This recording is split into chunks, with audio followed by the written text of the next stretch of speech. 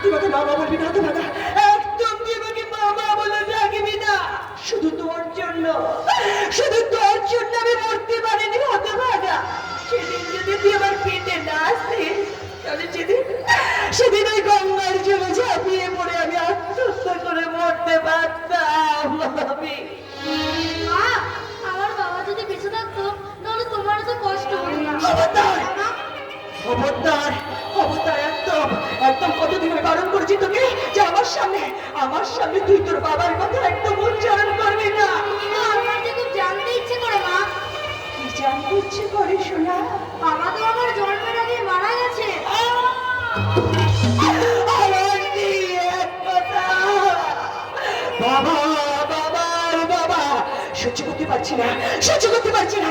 সরে যা এখান থেকে, চলে যা, চলে যা বলছি। আমার শুধু সেই একই কথা বারবার আমার সামনে বলে, বাবা, বাবা আর বাবা।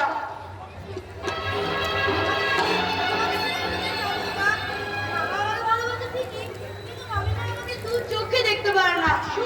মামি বাবা আমাকে বলেছে শোনা, কি বলেছে আমাকে নাকি জুতো পালিশ করার ব্যবস্থা করে দেবে। আরে বাবা না, ওরে আমার সোনা, ওরে আমার মানি, ওরে বাবা, তোকে নিয়ে আমার জীবনে যে অনেক স্বপ্ন রে খোকা। বাবা বাবা বাবা বলিস, সাত সকালবেলা সংসারের সমস্ত কাজকর্ম ফেলে রেখে দিয়ে মায়ের সঙ্গে সোয়াগ করা হচ্ছে। বৌদি, মানিমা, মায়ের আদরে একেবারে পাগল হয়ে উঠেছে। যা যা করে চলে গিয়ে আমার এই পাগলা ঠাকুরকে একটু ডেকে নিয়ে আয় তো। যা। কি হলো? দাঁড়িয়ে থাকি যে যাবে যে